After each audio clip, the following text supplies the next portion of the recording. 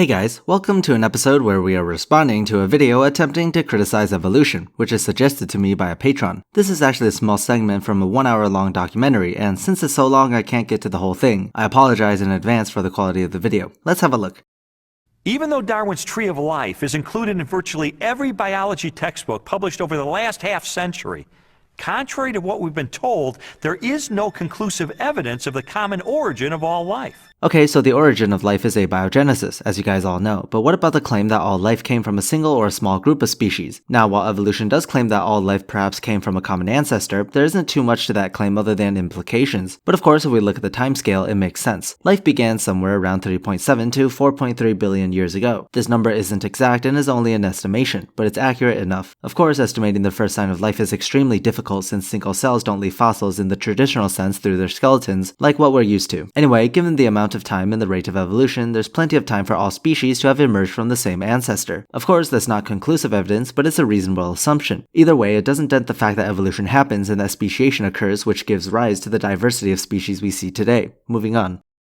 Perhaps the most damaging blow to Darwin's theory is the fossil record. Yes, apparently to creationists, one of the greatest branches of evidence for evolution somehow disproves evolution. If all living organisms have descended from the same primitive life form, then the rock strata of the Earth should be filled with the fossilized remains of animals that were once part of a great evolutionary chain. A chain of small biological modifications, ultimately leading to a spectacular diversity of life.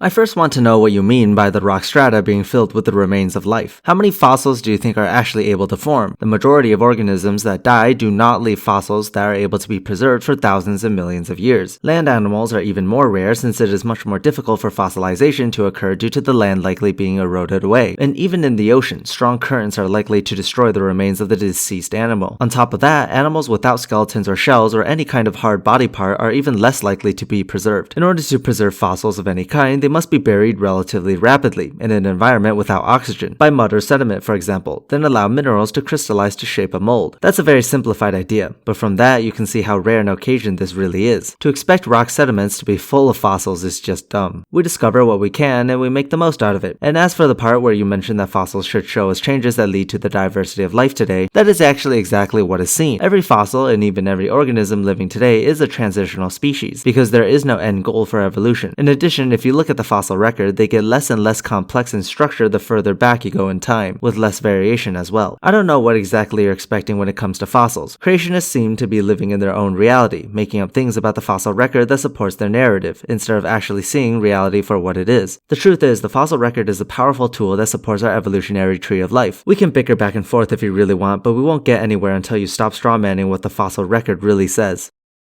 Yet, after 2 centuries of research, highlighted by excavations in southern China, the multitude of transitional experiments, or missing links, that should exist, are conspicuous only by their absence. Alright, let's skip to a point where they don't make up shit about the fossil record. The most graphic example of this void in the fossil record is a geological era known as the Cambrian Explosion. The branching tree pattern of Darwin's theory is actually not seen anywhere in the fossil record unless we impose it with our own minds. So the Cambrian Explosion is the most dramatic refutation of the Tree of Life.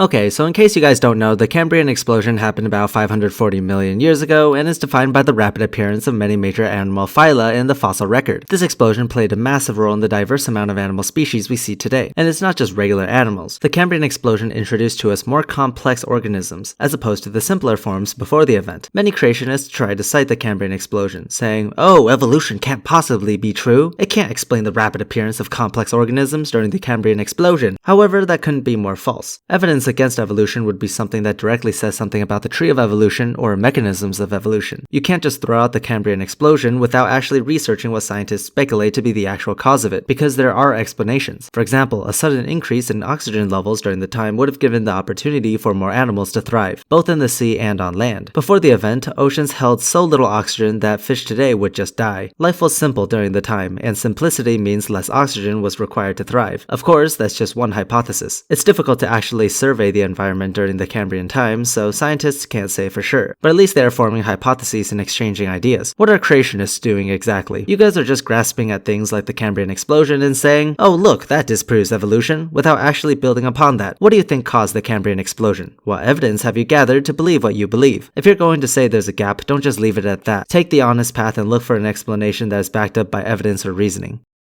The Cambrian explosion of life was a dramatic episode in geological history.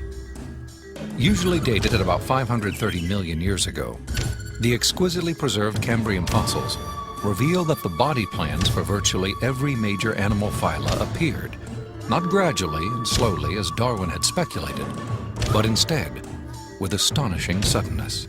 Darwin's theory may imply that changes to organisms are slow, but that doesn't mean it can't be fast. Sure, many of the proposed mechanisms of evolution may take time, but speed ultimately is determined by selective pressures. If the environment demands species to change, they will change. If it demands species to change quickly, they will, as long as it's not too quickly. Let's look at the sudden increased abundance of oxygen, for example. That is quite the evolutionary pressure. Organisms that are able to adapt fast and utilize this oxygen to increase their own complex function will greatly outcompete other organisms that don't. And this pressure would depend on how quickly oxygen was introduced. Of course, this isn't the only hypothesis out there, and is likely a combination of factors that gave us the sudden rise of the major animal phyla.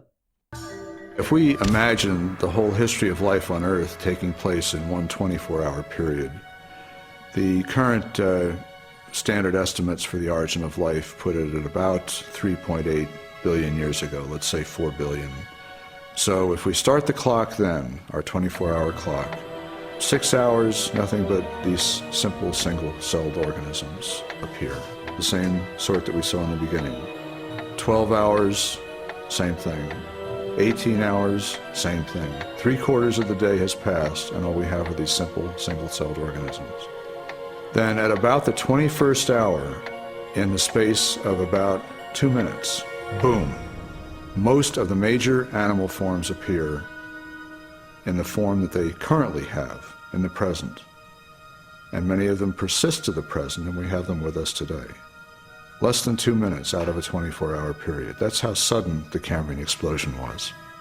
Okay, so this has actually been debunked multiple times by other YouTubers in the past. I was wondering why this man looked so goddamn familiar. The Cambrian explosion lasted about 25 million fucking years. Sure, if we put it on a clock in the perspective of the entire duration life has been on Earth, it would look like a short period of time. But that's because life has been around for oh so long. Just another dishonest creationist claim. And you know, I'd like to also raise this question in terms of intelligent design. If there truly were a god out there, what is his purpose in making simple life forms and keeping them for 3 billion years, then suddenly making all the animal phyla out of nowhere, and then creating humans a whole 500 million years later? It seems like you guys are so adamant in debunking evolution that you fail to see what this means in your own worldview. Are you suddenly accepting that the Earth is old just to grasp at the Cambrian explosion supposedly debunking evolution? The lengths you guys are willing to go to, the amount of dishonesty is just incredible. Alright, we're going to skip ahead a bit into a later part of the documentary. In the 19th century, when Darwin was alive, scientists thought that the basis of life, the cell, was some simple glob of protoplasm, like a little piece of jello or something that was not hard to explain at all. But with the hard work of science in the 20th century, we've seen that the cell is far from simple. It's got very complicated molecular machines and things that are very resistant to Darwinian explanation. What? Resistance to Darwinian explanation? The complexity of the cell wouldn't dent that at all. It's not just organisms and species that evolve, individual cells also evolve. What, do you think bacteria just stop evolving or something? Eukaryotic organisms may be pressured in the macro sense of their overall function, but that has to happen first on a cellular level anyway. Hopefully you have a better explanation later on what you're trying to poke at. Most people have no idea of how small and complex cells are. A typical cell from you or me, called a eukaryotic cell, is probably 1/10 of the size of the head of a pin. And yet in that single cell, there are about 3 billion units of DNA making out the chromosomes. And those 3 billion units make the molecular machines of the cell, literally machines that make the cell work. Complexity does not indicate design, nor does it dent evolution. This point has been reiterated so many times I don't know what else to say about it. It's like going into an automobile factory.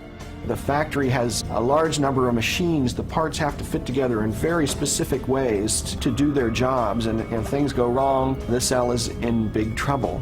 And just one cell is enormously complex, but humans, you and I, are made from trillions of cells, and those trillions of cells have to fit together in the right way and do their own job. Darwinism was a lot more plausible when we were thinking about globs of protoplasm than it is when we're thinking about molecular machines. Well, that's just because you don't really understand evolution, because more complex structures is actually what we would expect, especially for eukaryotic cells needing to keep up with the functions they must provide for multicellular structure. There's no doubt that complexity would arise. It had millions and billions of years to get to this stage after all. Not to mention, what exactly is your definition of complexity here? Because things can't really just be complex by themselves. Relatively speaking, yes, they are more complex to earlier organisms, but objectively, there's no real exact value that the word complex gives us. Maybe there's some other organism in another galaxy whose structure is 10 times more complex than the cells we have here on Earth today. In that perspective, life here would be incredibly simplistic, wouldn't it? Don't just throw around the word complex expecting it to mean anything by itself, because I know you're trying to jump to the conclusion that God made it due to its complexity. But is it really that complex in the grand scheme of things? How can we know for sure? It's not like we have a grand picture of all life forms in the universe in order to draw that conclusion. Each of these biochemical machines is a masterpiece of engineering and nanotechnology. They are essential to functions as vital and diverse as vision, photosynthesis, and the production of energy in the cell. I wouldn't necessarily call it a masterpiece. Masterpiece implies that it's perfect, and many of these things you named aren't perfect. Let me just name a few examples. Hemoglobin, the protein essential for carrying oxygen in your blood, has an affinity 200 times greater for carbon monoxide than O2. That's why carbon monoxide is so toxic, even after considering the essential histidine that lowers CO affinity. Vitamin C, or ascorbic acid, can't be synthesized by our bodies. This molecule is an essential compound to many vital functions such as production of neurotransmitters, injury healing, collagen synthesis, neutralizing oxidizing agents, etc. You'd think such an important vitamin would be naturally synthesized by the body. After all, it's done in many other animals. In fact, really only primates and a few other examples lack this function. Dogs and cats, for example, and the majority of the animal kingdom, could easily synthesize ascorbic acid on their own. These are flaws that really should not exist if a creator created the biomolecular machinery that is our body. Michael Behe has studied several of these machines, including the flagellum, a remarkable rotary motor.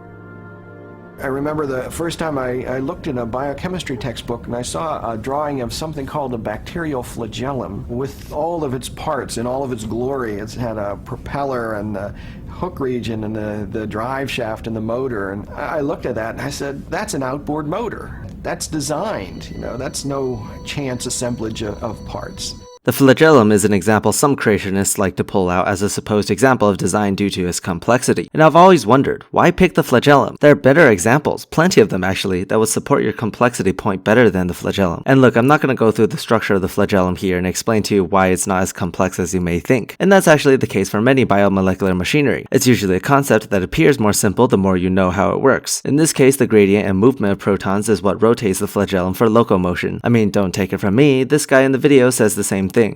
The motor uses a flow of acid from outside of the cell to the inside of the cell to power the turning. That sounds complex, doesn't it? Using the flow of acid to power its motor. But it's not really acid, it's just hydrogen ions, which is also used for energy production even for the earliest of life forms. It's not that incredible. The flagellum itself also has a lot of unnecessary parts that removed would still retain the cell's locomotion function. Different species have different compositions of their flagella, many of which still function properly even without certain biomolecular components that others have. But let's just assume it is complex and designed to perfection. In that case, I wonder, why would a creator, who created this universe just for humans, give certain bacteria this powerful machinery, especially when many of these bacteria serve to infect human beings. Certain E. coli strains, for example, that cause painful urinary tract infections have flagella. H. pylori, a bacteria responsible for stomach ulcers, have flagella. Why would this god give these infectious pathogens a tool that allows them to infect us better? That just makes absolutely no sense whatsoever.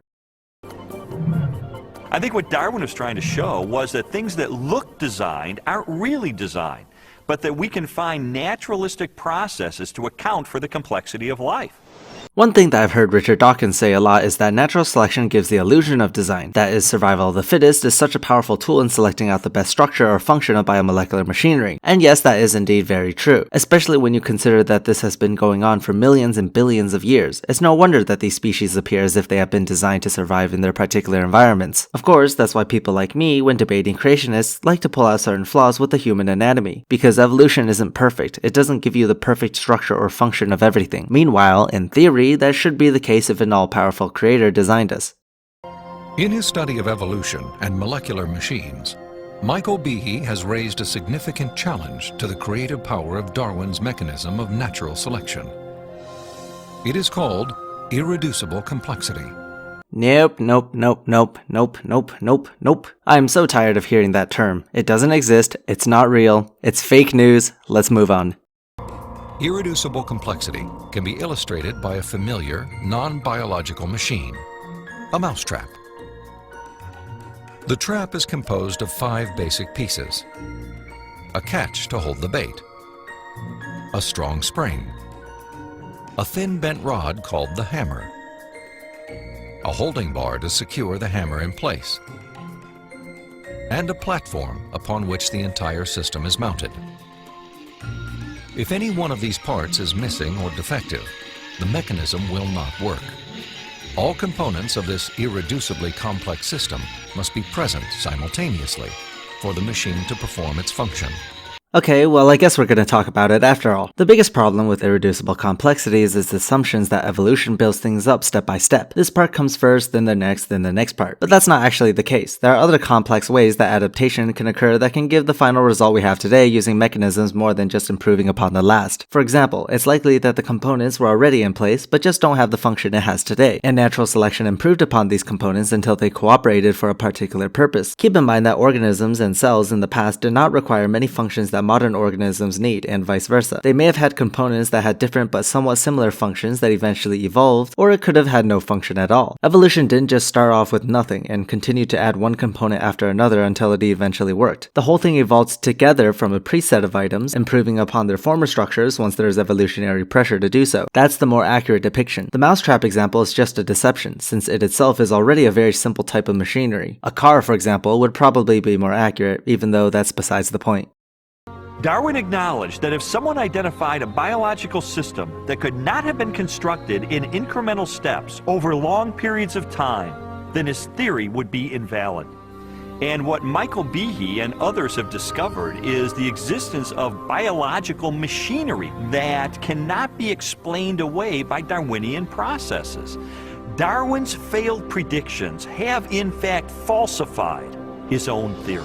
Let's not view Michael Behe here as a revolutionizer. He has been criticized multiple times by other scientists, and his irreducible complexity claim has been entirely rejected by the scientific community. Anyway, that's the end of this video. This is actually the first video I have premiered on my channel, so let me know what you think of it. Do you enjoy this style or do you hate it? Write your thoughts in the comment section below. If you came to this video after it premiered, well, sucks to suck.